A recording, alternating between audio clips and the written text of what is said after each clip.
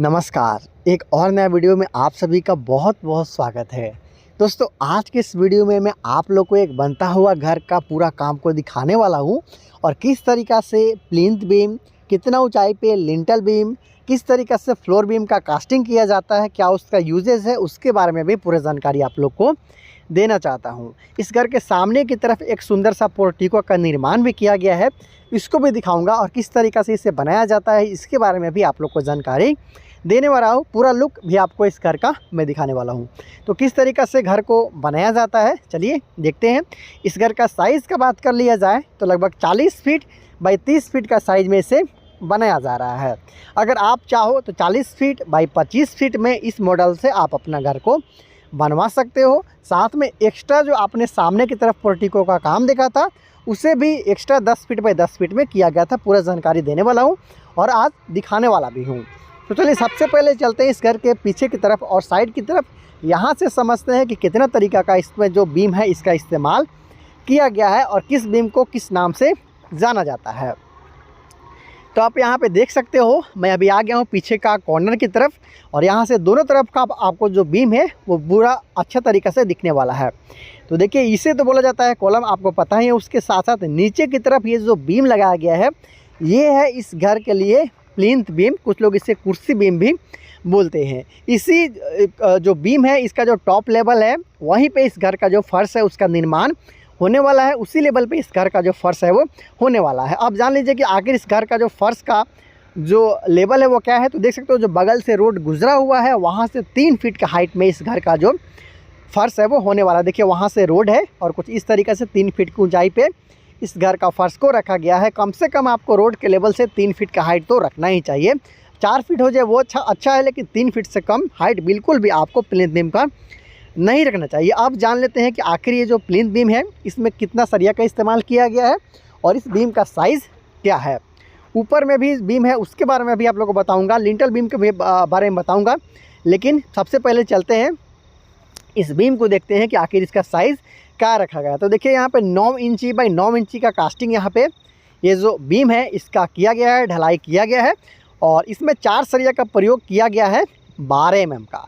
जी हाँ दोस्तों, कभी भी आप अपने घर के लिए बीम बनाइएगा प्लिंथ बीम तो उसमें कम से कम 12 mm का सरिया लगाइएगा। उसके बाद फिर आप देख सकते हो कि 7 फीट का यहाँ पर जोड़ाई किया गया और ये जो आप बीम देख रहे हो ये है लिंटल बीम। जी हाँ दोस्तों, घर का फर्स्ट वाला लेवल से 7 फीट की ऊँचाई पर ये जो लिंटल बीम है उसका काम आपको करवाना चाहिए। देखिए, ये हाइट मैं बता रहा हूँ कि 7 फीट आपको ग्राउंड का जो लेवल है आपका घर के लिए फर्श का लेवल वहाँ से रखना चाहिए।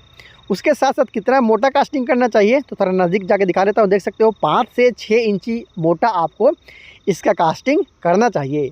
उसके साथ साथ ये जो आप बीम देख रहे हो वो है घर के लिए फ्लोर बीम। लिंटल बीम में आप चाहो तो 8 mm का सरिया भी लगा सकते हो या फिर 10 mm का काम भी आपका हो सकता है। लेकिन ये जो आप बीम देख रहे हो जिसे फ्लोर बीम बोला जाता है इसमें आपको कम से कम 12 mm का सरिया ही इस्तेमाल करना चाहिए। जैसे कि आपने घर का जो नीचे वाला बीम था प्लिंथ बीम वहाँ पे आपने देखा था, तो बिल्कुल ये जो नीचे वाला बीम था इसी बीम का जो सरिया है उसी सरिया को इस्तेमाल यहाँ पे किया गया है। 12 mm का साइज़ भी यहाँ पे सेम रखा गया है। 9 इंच बाई 9 इंच का जो साइज़ रहता है आसानी के साथ आपको यहाँ पे मिल जाता है, क्योंकि बाहर का दीवार है वो 9 इंच का रहता है और इसका डेप्थ भी 9 इंच ही रखा गया है। तो इस ढंग से जो इस घर का काम है, जो बीम का काम है, उसे आपने देख लिया है कि कैसे इसका घर का जो बीम है उसका काम को किया जा रहा है। साइड की तरफ आपको 4 कॉलम देखने को मिलता है, पीछे की तरफ इधर से गिनेंगे तो 2 और एक्स्ट्रा उधर कॉलम लगाया गया है। मतलब टोटल यहाँ पे आपको 6 कॉलम देखने में नज़र आ रहा है, दिख रहा है। और 6 कॉलम का साइज़ है वो सेम है, क्योंकि इस घर का जो भी कॉलम लगाया गया है वो एक ही साइज़ का लगाया गया है। आइए मैं आपको एक कॉलम को दिखा देता हूँ, फिर आप इस घर का पूरा कॉलम के बारे में जान जाएंगे। देखिए, इसका साइज़ की बात कर लिया जाए तो इसे 9 इंच बाई 9 इंच में बनाया गया है। देखिए, 9 इंच बाई 9 इंच का बनाया गया है। प्लास्टर करते हो तो ये 10 इंच बाई 10 इंच का आसपास का आपको कॉलम है वो हो जाता है। सरिया का बात किया जाए तो ऊपर में देख सकते हो 4 सरिया का इस्तेमाल यहाँ पे किया जा रहा है। 12 mm का जूम करके मैं दिखा देता हूँ और 8 mm का जो रिंग है यहाँ पे इस्तेमाल किया गया। बहुत सारे लोग 6 mm का भी रिंग का इस्तेमाल कर लेते हैं। याद रखिए, कहीं भी आपको 6 mm का रिंग का इस्तेमाल अपने घर में नहीं करना है। कम से कम 8 mm का अपना घर में रिंग का इस्तेमाल करना है। साथ में एक बात और आपने गौर किया होगा कि इस घर में जो भी ईंट का प्रयोग किया गया है वो फ्लाई एस ब्रिक का ही इस्तेमाल यहाँ पे किया गया है। यहाँ पे देख सकते हो कि 16 इंच का छज्जा निकाला गया, उसके साथ साथ दोनों तरफ से ब्रिक वर्क करते हुए जो खिड़की का डिज़ाइन है बॉक्सनुमा डिज़ाइन उसके साथ यहाँ पे बनाया जा रहा है। और 10 mm का जो स्क्वायर सरिया है उसके साथ यहाँ पे ग्रिल का जो इस्तेमाल है वो किया गया है। ज़्यादातर लोग इसी साइज़ का जो सरिया है 10 mm का सरिया उसी के साथ ग्रिल को बनवाते हैं। सीढ़ी का लैंडिंग देख सकते हो एक्स्ट्रा यहाँ पे साइड की तरफ निकला हुआ है और दोनों तरफ से बीम का सपोर्ट भी दिया गया है। ये सीढ़ी का जो लैंडिंग पार्ट है वो बाहर यहाँ पे निकला हुआ है और इसके ऊपर में हेडर रूम का जो काम है उसे भी फ्लाई एस ब्रिक, बहुत सारे लोग इसे आम भाषा में सीमेंट वाला ईंट भी बोलते हैं, उसके साथ इस घर का काम को किया जा रहा है।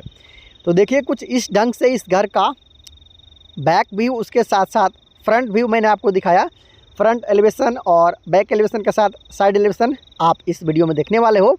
तो चलिए अब धीरे धीरे इस घर के सामने की तरफ बढ़ते हैं। इस घर का जो लुक है उसे बढ़ाने के लिए एक सुंदर सा पोर्टिको का निर्माण में किया जा रहा है। देखिए इसका साइज़ की बात कर लिया जाए तो लगभग 10 फीट बाई 10 फीट के आसपास का जो साइज़ है उसमें पोर्टिको को बनाया गया है, आप देख सकते हो। और इस तरीक़ा से 2 सर्कुलर शेप का कॉलम का इस्तेमाल किया गया है।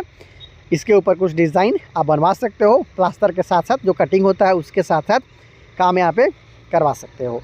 उसके साथ साथ इस घर का जो छत का काम है उसे देख सकते हो, इस तरीक़ा से झुका हुआ छज्जा, जिससे हम लोग स्लॉप डिज़ाइन का छज्जा बोलते हैं, इस्तेमाल किया गया है। और इसके ऊपर में क्ले रोप का इस्तेमाल किया जाने वाला है। मतलब जो छप्पर वाला डिज़ाइन आपने बहुत सारे घर में देखा होगा, बहुत सारे लोगों से टाली भी बोलते हैं, तो उसका उपयोग वहाँ पे किया जाने वाला है। इसके साथ साथ देख सकते हो कि इस घर का जो पोर्टिको है वो उसमें तीनों तरफ से इस तरीक़ा से आर्क शेप का इस्तेमाल किया गया है।